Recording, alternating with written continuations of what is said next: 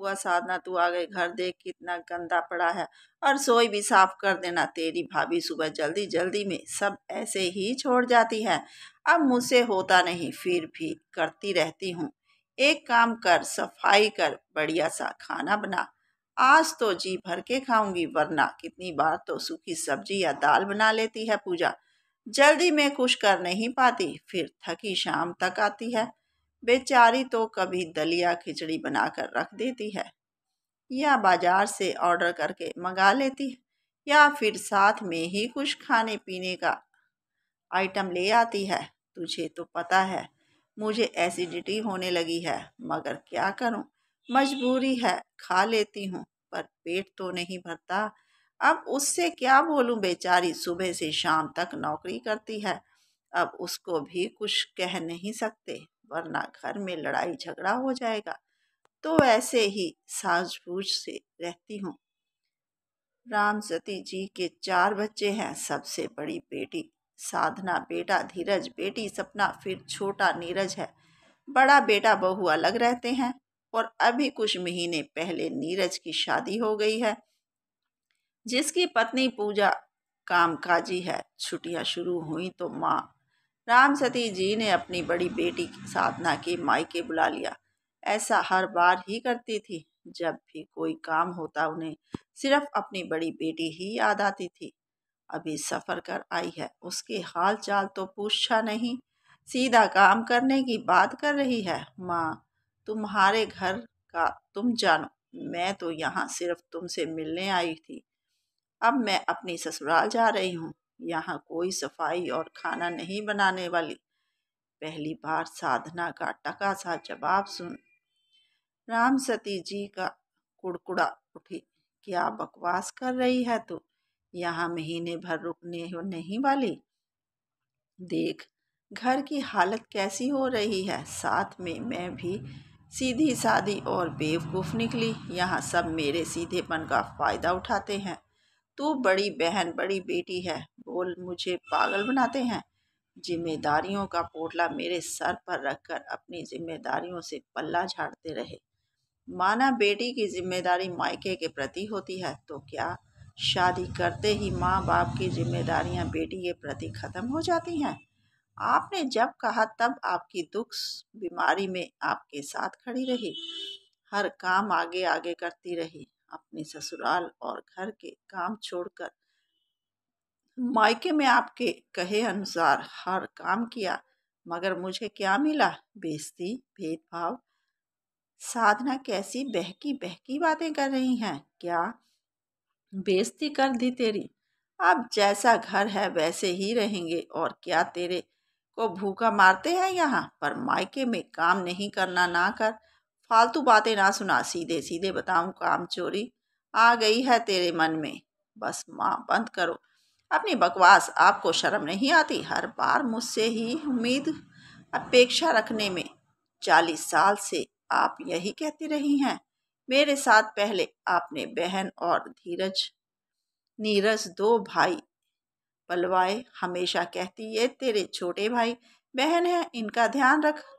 तू बड़ी है, माँ की तरह इनका ध्यान रख। आज यही भाई बहन नया सामान लेते हैं, घूमने जाते हैं, बर्थडे एनिवर्सरी पार्टी करते हैं, कभी नहीं बोलते बताते। 12वीं के बाद तो मैं आपको बोझ लगने लगी, हर जगह एक ही बात कहती, कोई भी मिल जाए इसके हाथ पीले कर दूंगी।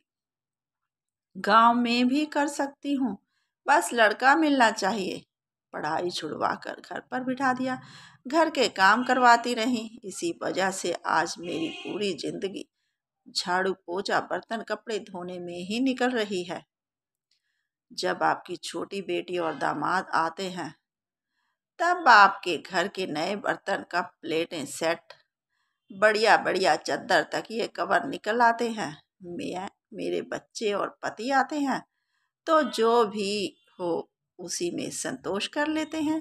यहाँ तक कि आपके बड़े दामाद जी तो जमीन पर बिस्तर बिछाकर सो रहे हैं इतने सालों से, और छोटे दामाद के लिए कमरा सजाया जाता है, कूलर में पानी भरवाने तक की व्यवस्था नहीं होती हमारे लिए। वहाँ आसानी से छोटी बेटी दामाद के लिए एसी का बिल जमा करवा दिया जाता है। रिश्तों के बीच कई बार छोटी छोटी बातें बड़ा रूप ले लेती हैं। ये सोच मैंने सहन किया, मगर हद तो तब हो गई जब नीरज की शादी में आपने 2 महीने पहले से मुझे बुलवाकर अचार बड़ी पापड़ बाजार के सब काम करवाए लिए और सबसे क्या बोला, सारा काम आपके बड़े बेटा बहू ने किया है। जबकि धीरज की पत्नी के पास तो समय ही नहीं था। नौकरी जो करती है मैडम, मगर आपके पास तो एक फ्री की नौकरानी थी ना, जो अपना घर परिवार ससुराल सब छोड़कर आपके पास आई और आपके घर के सब काम निपटा देगी और आपकी बात पर चुपचाप हाँ में सर भी हिलाए देगी। और तो और ये सब बातों में आज ही ना बोल पाती अगर मेरी बेटी ईशा ने उस दिन मुझे ये एहसास ना करवाया होता। माँ, आज अपनी दी गई शिक्षा खुद कैसे भूल जाती हो। नीरज मामा की शादी के बाद अचानक बेटी ईशा ने रसोई में आकर जब साधना से सवाल किया तो साधना आश्चर्य से बोली, किस शिक्षा की बात कर रही हो बेटा? वही जो आप हमेशा हम दोनों बहनों को देती हैं। पहला, मिलजुल कर काम करना चाहिए। ये नहीं कि ईशा बड़ी है तो हमेशा ईशा मनीषा का ध्यान रखेगी। मनीषा को भी बराबर काम करने का बोलती है। इसलिए हम दोनों बहनें मिलजुल कर अपना कमरा साफ करती हैं, कपड़े जमाती हैं, खाना परोसने में आपकी मदद करवाती हैं। जो भी घर में खाने पीने को आता है आप हमेशा बराबर बांटती हैं। दोनों को एक जैसा और दुलार करती हैं। साथ में ये भी सिखाती हैं, अगर आपसे कोई गलती हो तो तुरंत बताएं, ताकि आगे से गलती हमारे साथ ना हो। जैसा एक बार आपने मनीषा को चॉकलेट दिला दी और मुझे दिलाना भूल गए क्योंकि मैं स्कूल में थी। जब घर आई तो मैं बहुत रोने लगी। तब आपको जब अपनी गलती का एहसास हुआ, तुरंत आपने मुझे चॉकलेट दी और बोली, आगे से मम्मी से कोई भूल हो जाए तो ज़रूर बताना। मम्मा भी कभी कभी भूल जाती हैं। अरे मेरी समझदार बिटिया, ये सब शिक्षा तो मैं तुम्हें रोज ही देती हूँ। आज अचानक नानी के घर में ये ज्ञान क्यों बांट रही हो? मुझे इसलिए क्योंकि सपना मौसी सब जब से आई है नानी के कमरे में बैठी है। आप अकेली पूरे घर का काम संभाल रही हैं, जबकि छुट्टियां तो आपकी भी हैं। आप क्यों नहीं नानी के साथ बैठकर गपशप करती? जब से आई हैं साफ सफाई खाना बनाने लगी हैं, यहाँ तक कि सपना मौसी देर तक सोती रहती हैं। आप उनके लिए नाश्ता चाय कमरे में भिजवाती हैं। क्यों?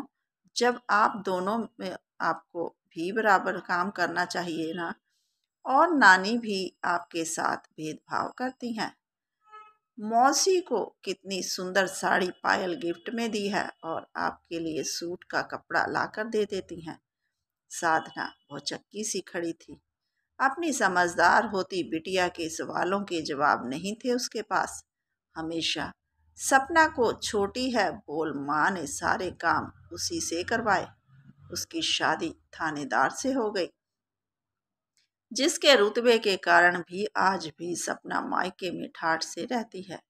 सही कहा आयशा ने, हमेशा शगुन और निगाचर में उसे हमेशा ज्यादा ही दिया जाता है। तू तो बड़ी है समझदार, समझकर हम इतना ही कह सकते हैं। बोल साधना के साथ भेदभाव तो होता था, इस बात का बुरा उसे हमेशा लगता था, मगर कभी मायके के मोह के कारण बोल नहीं सही। कहीं माँ पिताजी भाई को बुरा लग जाया गया तो सब मेरे अपने ही तो हैं, इनसे क्या शिकायत करना। मगर एक सीमा के बाद सहन करना भी तो मुश्किल हो जाता है। ना जाने कितनी बार इन बातों के पीछे आंसू बहा चुकी थी। किसी को अपना दर्द नहीं बताया, घुटती रही, मगर आज बेटी ईशा की बातों ने उसकी आंखें खोल दी। आखिरकार क्यों इतना समर्पण? जब ये लोग कुछ समझते नहीं, इन्हें भी बताना जरूरी है। इज्जत दोगे तब इज्जत मिलेगी। सच, इस घर की बड़ी बेटी हूँ, कोई नौकर नहीं जो माता पिता हमेशा अवहेलना ही करते रहेंगे। माँ बाप द्वारा होती अवहेलना के चलते बड़ी भाभी का व्यवहार रूखा ही था। अब छोटी वाली भाभी भी समझ चुकी थी कि साधना दीदी की इस घर में कोई इज्जत नहीं, इसलिए जब उसे पता चला मैं आने वाली हूँ तो वो भी सारा काम ननद के भरोसे छोड़कर अपनी नौकरी पर चली गई। खैर, जब माँ बाप ने बेटी को नहीं समझा, उसका सुख दुख तकलीफ नहीं जानी, इज्जत नहीं दी, तो बहन भाई भाभी क्या इज्जत देंगे जिसने कभी अपने गलत को गलत समझा ही नहीं। वो आज अपनी गलती को क्या मानते। साधना की बात सुन माता पिता भाई मुंह बनाकर बैठ गए, क्योंकि अभी भी उनके मन में यही था कि हमने इसे पैदा करा पाला पोसा और ये हमें क्या सिला दे रही है। हमारा एहसान तो मान नहीं रही, ऊपर से क्या क्या बकवास सुना रही है। सबकी सूरत देख इस बात को साधना अच्छी तरह से समझ गई थी, इसलिए अपना पर्स उठाकर चुपचाप घर से बाहर निकल गई। ऐसे माँ बाप और मायके से उम्मीद मोह खत्म कर अपने आप को हल्का महसूस कर रही थी। अब वो जीवन से जो मिला